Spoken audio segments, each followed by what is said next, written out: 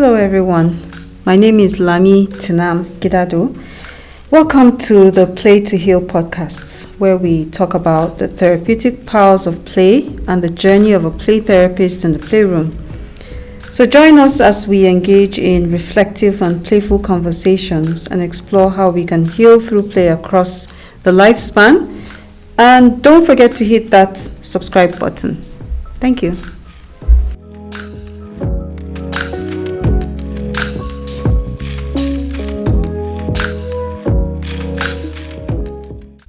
Hi everyone, you're welcome to the Association of Play Therapy podcast.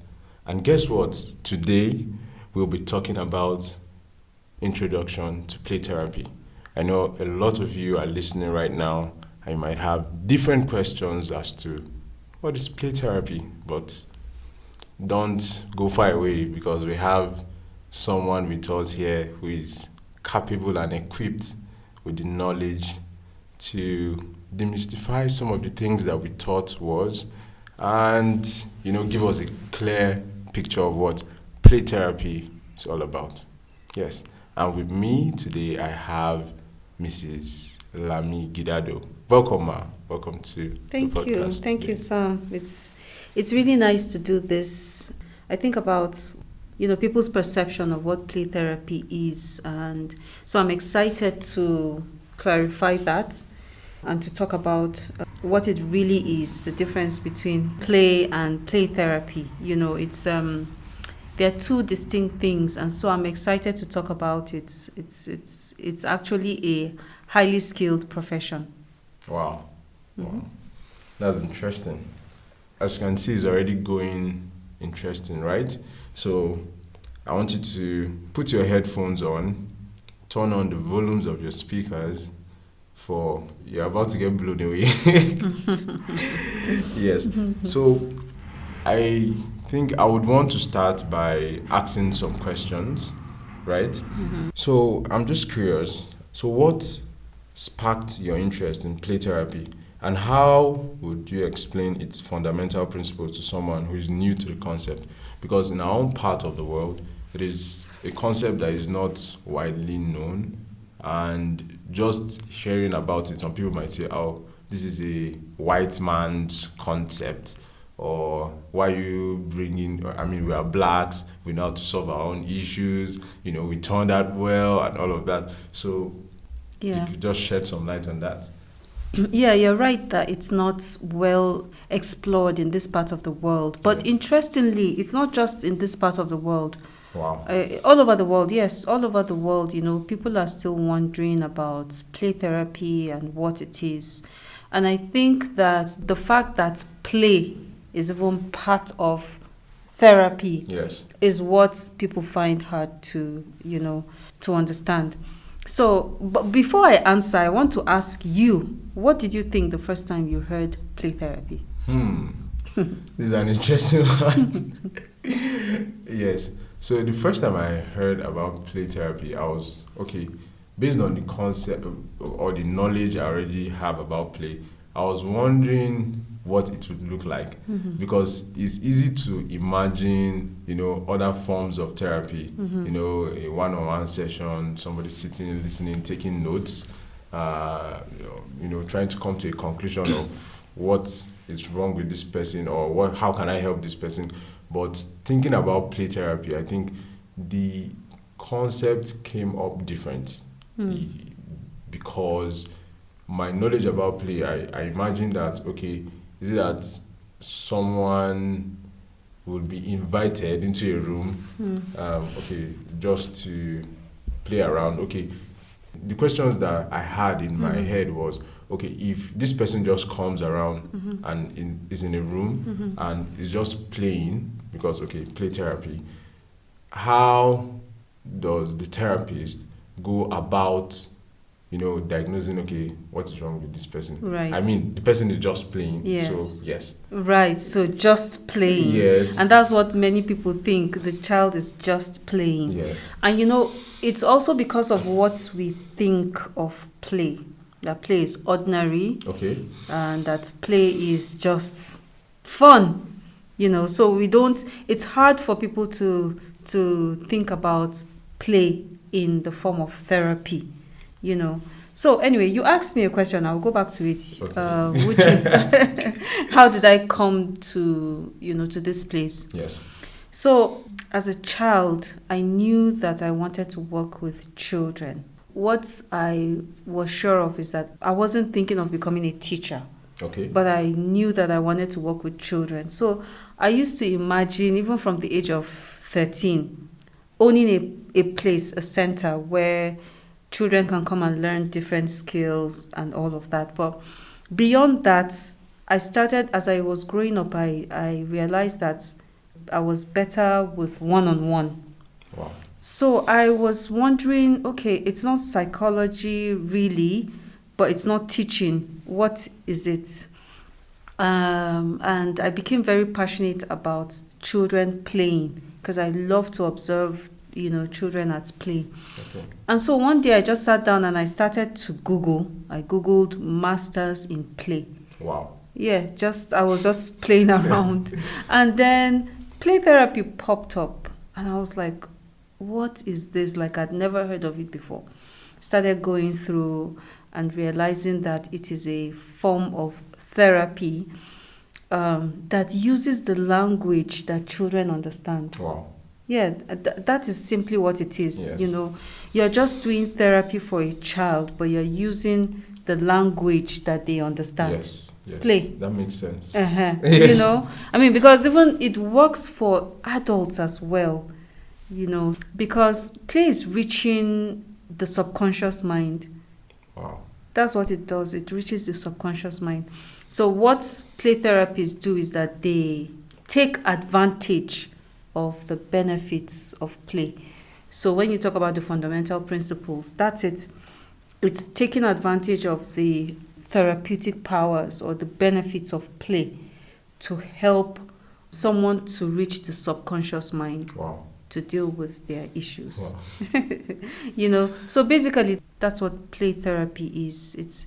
It's about helping people with emotional issues, with trauma and all of that to be able to help themselves. Wow. Yeah. Wow. Have you ever had a problem where you found it difficult to express yourself?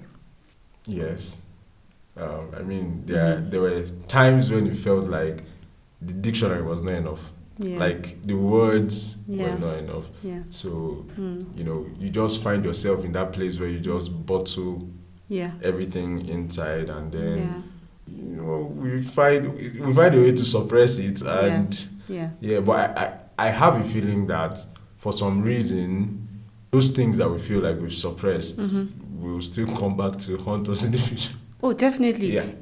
And apart from hunting in the future, they are hunting you now, but you don't know. Oh, wow. But you don't know. Wow. So what happens when we have experiences, even when we feel like we've bottled it up, is that the brain learns to protect you. Okay. Yeah, the brain will just automatically learn to protect you. So let me give you an example. Let's say you were bullied in primary school. Okay. And it was really bad bullying. You would have learned some things to protect yourself. Yes. You may have become aggressive yourself. You may become completely an island of your own. So it can be either extremes. Yes. So either aggressive or you're just an island on your own. You don't make friends. You're a loner and stuff like that. Yeah. So that already affected you. Yes. But sometimes we're not even conscious of the fact that it is because of this experience I've become this, Even difficulties in relationships, why do some people have difficulties in relationships and some people don't? It could be because of certain experiences. So yes, it will haunt you later in the future, but it's haunting even now. I think for me, thinking about what you just said, the more scary part is there's something happening now that you're not aware of. Exactly, that you are not aware of. Yes. So what play therapy would do is that it will help you to dig into that subconscious mind. Wow. That's through play. Through play. Wow. Through play. Wow. So interestingly, I also have adults in play therapy. Wow. Yes. Let me give you an example. Someone I did play therapy for, she came to me concerning a relationship difficulty. Okay. But when I started play therapy with her, we realized that her main problem is that she had not grieved the loss of a loved one. Wow. So which was affecting the way she was having a relationship It currently. can be that deep. Oh, yes. Yeah. So what play therapy does is that it digs into the root problem instead of just dealing with the surface. Wow. Yeah. Yeah. I'm already having a blast. I hope the people listening right now are having a blast because this is.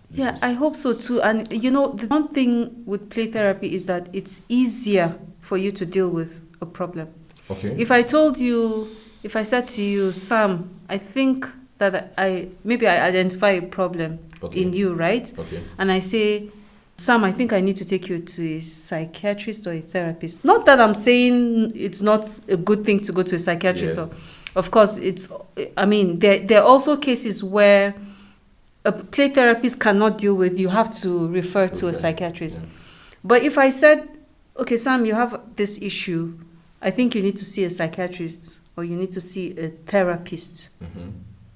How would you feel, or what would be your reaction? My African mind would be like,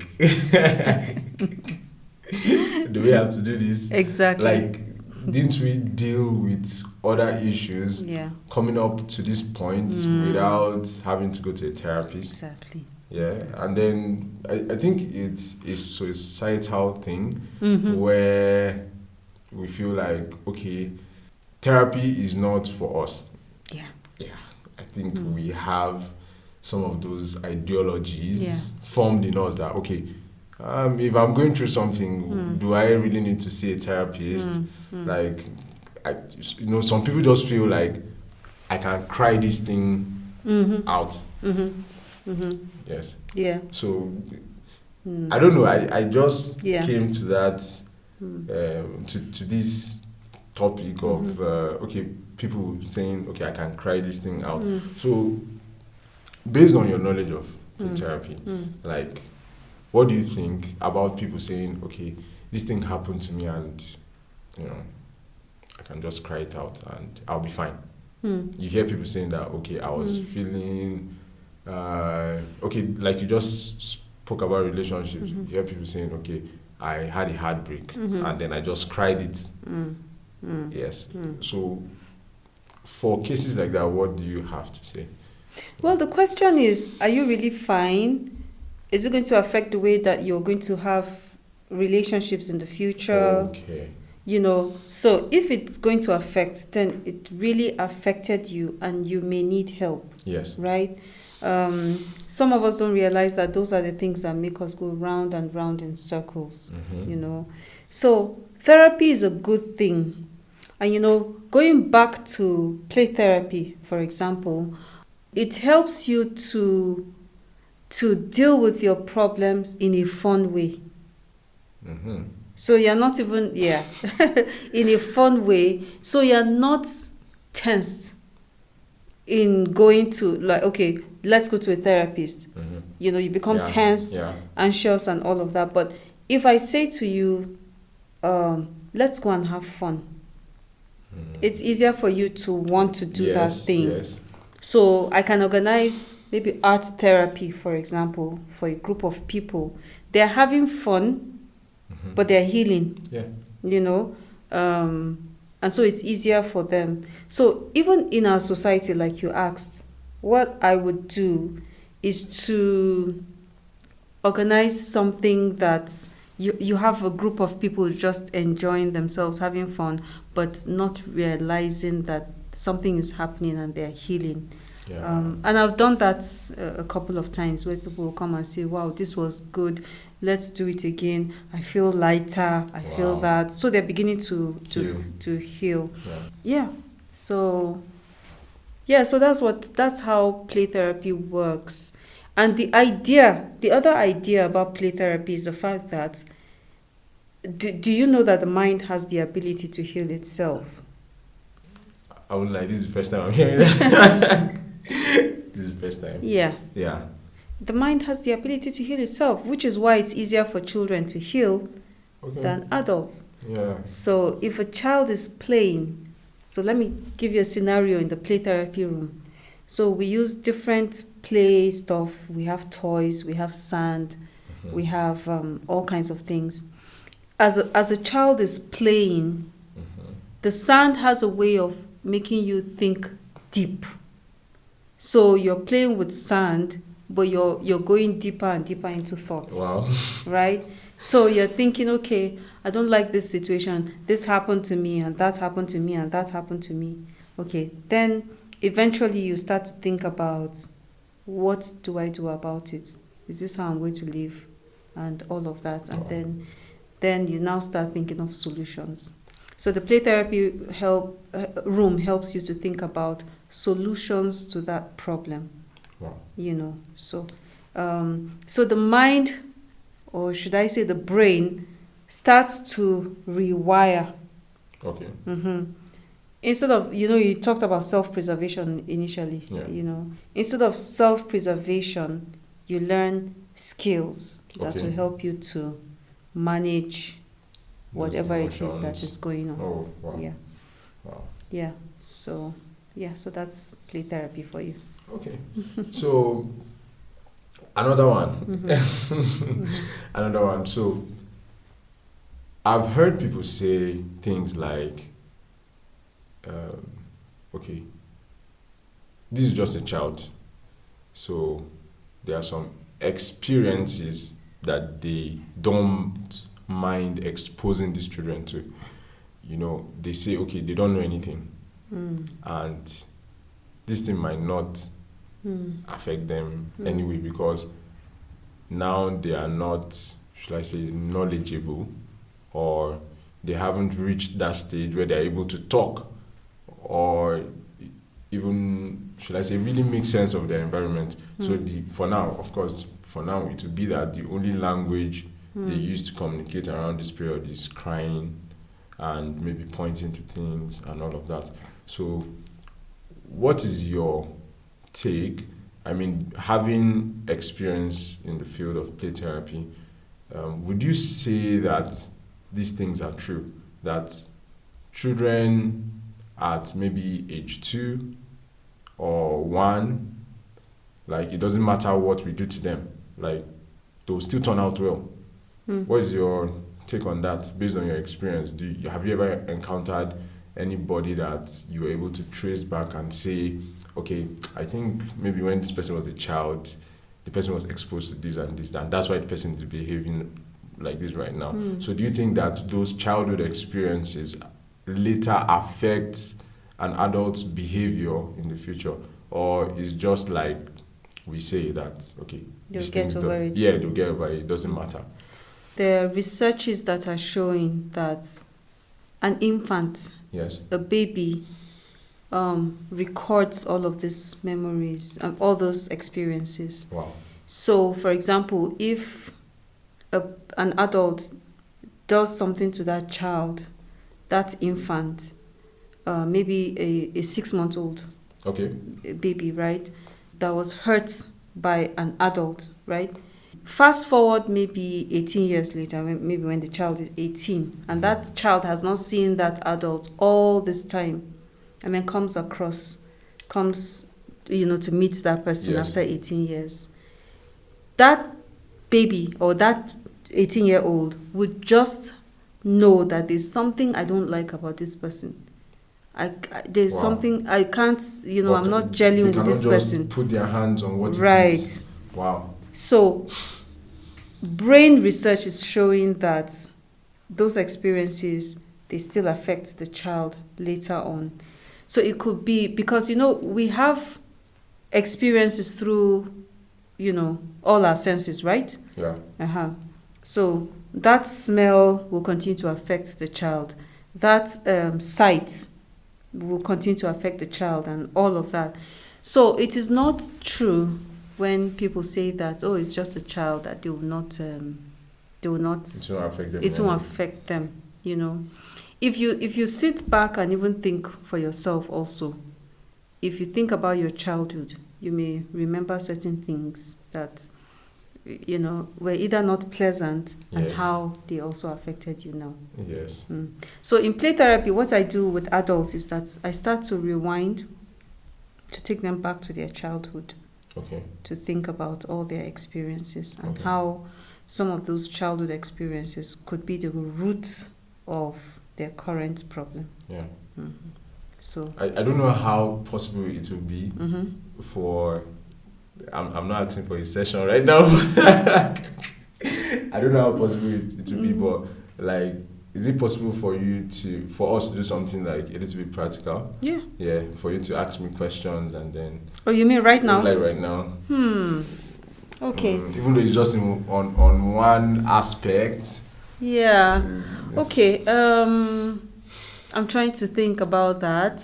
Okay. While I'm thinking, Okay. let me just say a little bit more about play therapy. Okay. Play therapy, one thing about play therapy, because people wonder when we say that play therapy works for people with trauma or emotional problems or behavioral problems or learning difficulties, mental health problems. So people wonder, oh, all of this, how can it help all of this, you know? But one thing play therapy does is that it rewires the brain. So, for example, a child with a learning difficulty, let's say dyslexia. Okay.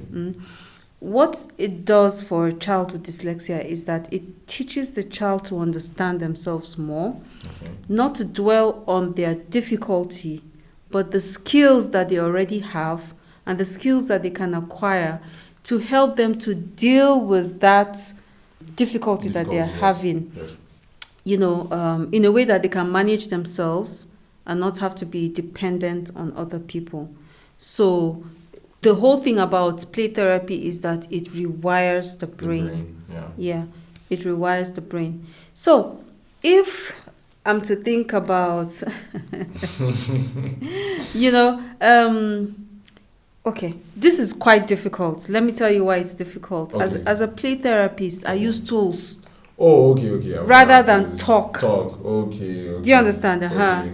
So I think the reason why I raised that was trying to see whether, okay, we could talk about maybe a behavior that maybe I feel like I have right now and how it might have or how it might connect to something that happened when I was little. Well, that can be something we can plan for the next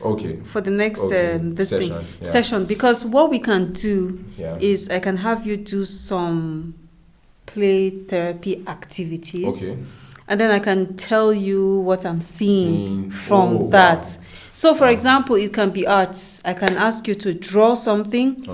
And that drawing tells me a lot. So, if I ask you to draw something, for example, the colors that you use will say something to me. The movement, the way you're moving, will say something to me. The figure, the things that you're drawing will say something to me. And you know, the interesting thing is that I see what adults do. Sometimes because they know I'm a play therapist, they think that they're going to draw something completely not connected. Something completely not connected, but it will always be connected. Wow. I think if we have that for next session, it will be, or maybe another session, it's going to be very interesting. I actually look forward to it. Yeah. So, just for somebody who might be asking out there, okay, I'm a preschool teacher or a teacher assistant or an early childhood educator. How does the concept of play therapy, like how does it apply to me? How can I integrate it into teaching children and all of that? Well, so that's why play therapy is on a continuum. Okay. How will I explain it? A class teacher, or preschool or whatever, a class teacher can only integrate play, Okay. but not play therapy. Oh, wow. I'm getting schooled. Yes, yeah. You can integrate play techniques, but Okay. not play therapy. Oh. Like I said, play therapists are highly skilled. Oh, The same way a doctor goes to school to become a doctor. okay. It's different from how you know how it is in Nigeria. Everybody is an expert when it comes to malaria. Yes. Everyone will say, have you tried this? This one will work, that will work, and all of that. That's the difference. But a doctor knows exactly your own body, what to prescribe, Yes. and all of that. Yes. So we can't say integrate play therapy into the classroom, but we Okay. can integrate play Into the classroom. into the classroom, which can still be therapeutic. Wow. Is that Wow. clear? Wow. Yeah, that's clear. Okay. That's So a clear. play therapist uses a play therapy room to help people to heal. But a teacher can use play in a therapeutic way. So some of the ways is just doing like social and emotional learning in the classroom Okay. to help children.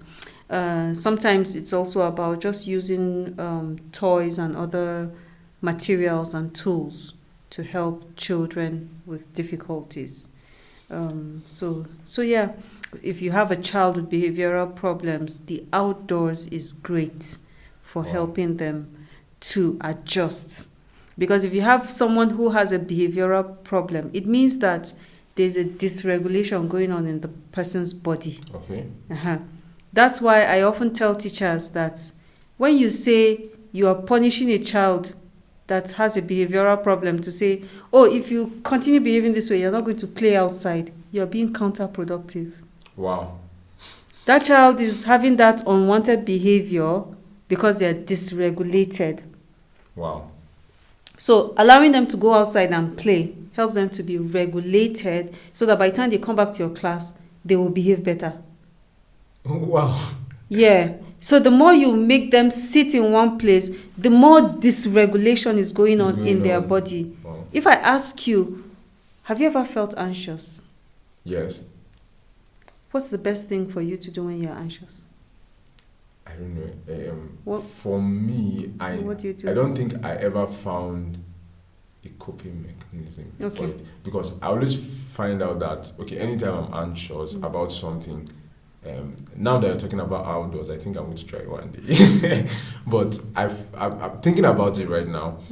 Anytime I'm anxious, I always try to use things around me, but I never think of maybe going out to take a walk or something. Use things like what? Like maybe trying to play a game or trying to watch a movie, but it never goes. Yeah, but there are activities. Yes. Right? Yes. So you're trying to overcome your anxiety Yes. by doing Yes. something. Yes. But you know what we do with children is that when they feel dysregulated, we don't realize that there's anxiety and all kinds of feelings going on, which is why you have that unwanted behavior. So when you tell someone to sit down on their seat when they are feeling anxious, imagine yourself.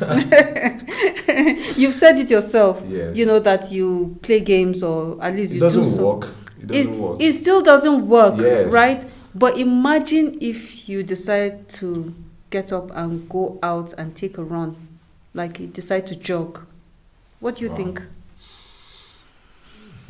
Maybe try it and see. I'll try it. Yeah. But just thinking about it, I think that would be a better approach, because now that you're talking about it, I think I might be corrected if I'm wrong. Yes, but I think that just because of the space that you have around, I think it gives you more space to, should I say, free your thoughts. Yeah.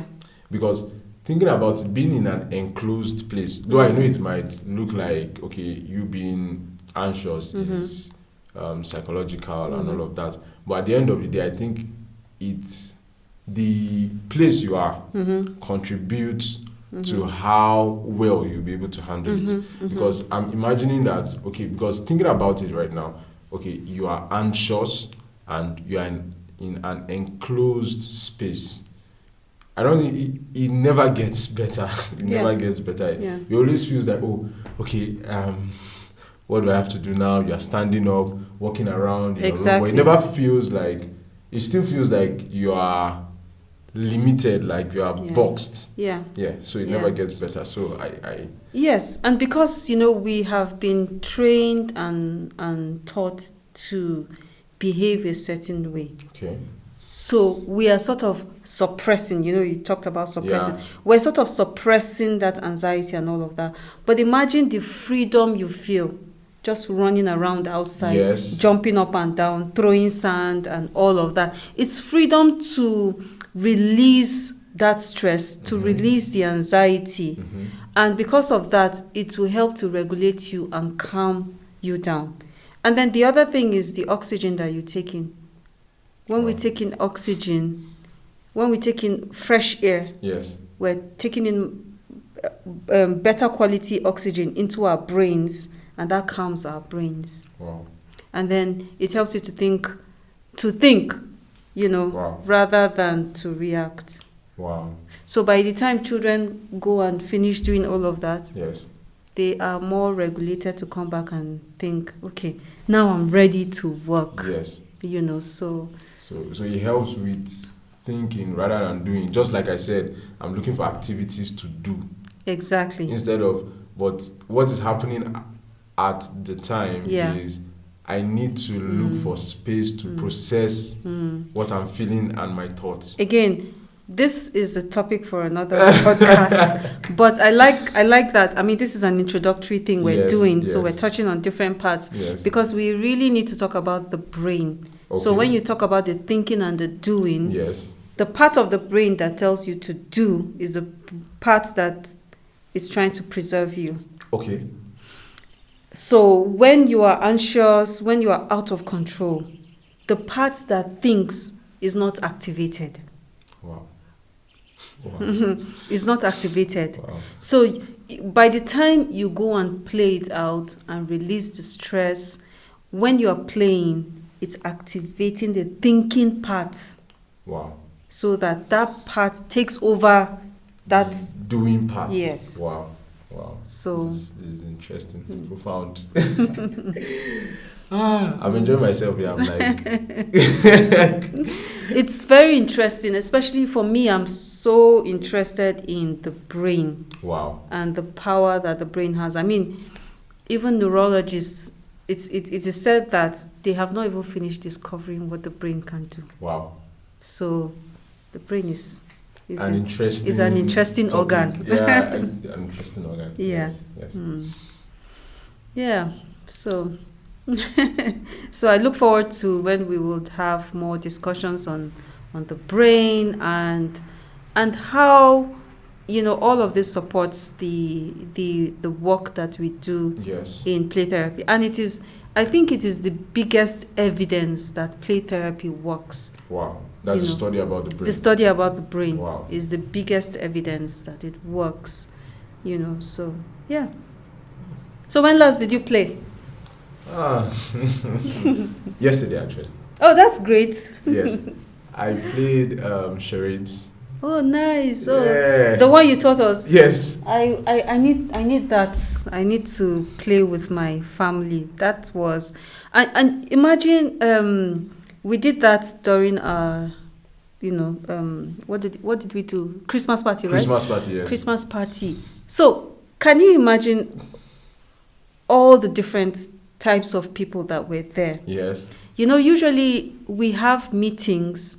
We're formal. Yes. We're quiet. Trying to write things down. Exactly. And people are usually just listening to the management talk and being careful what to say and all of that.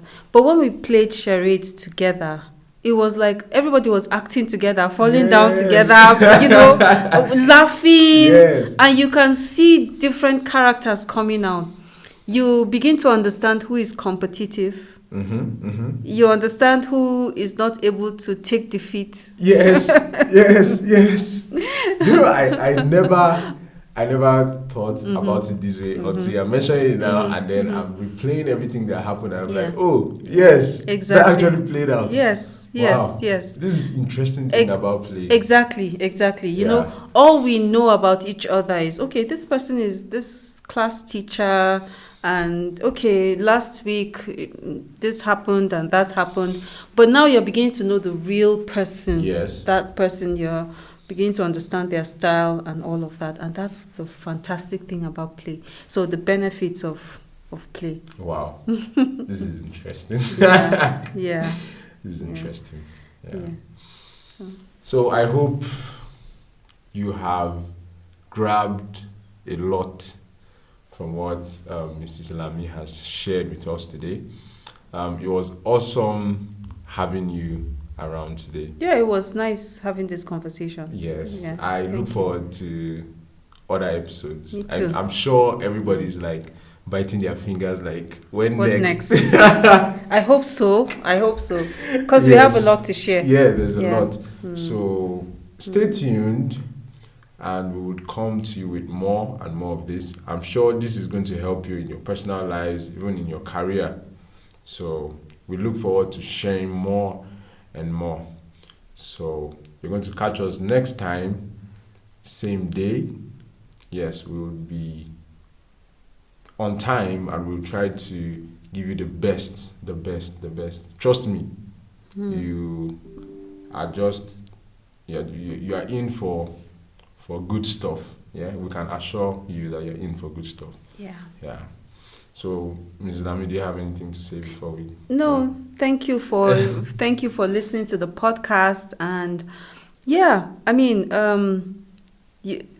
we need to understand the power in play. Yeah. You know, so I hope that even before the next podcast, start to do something with your family, just, and in your classroom, and discover your own playful side again. Because many of us played as children and we stopped. and if we don't go back to it, we're not going to empathize with the children. Wow. So even ordinary play is important. But if we need play therapy, then we need play therapy. So, so it was nice to do this. Wow. Thank you. Thank you very much. All right. Yeah.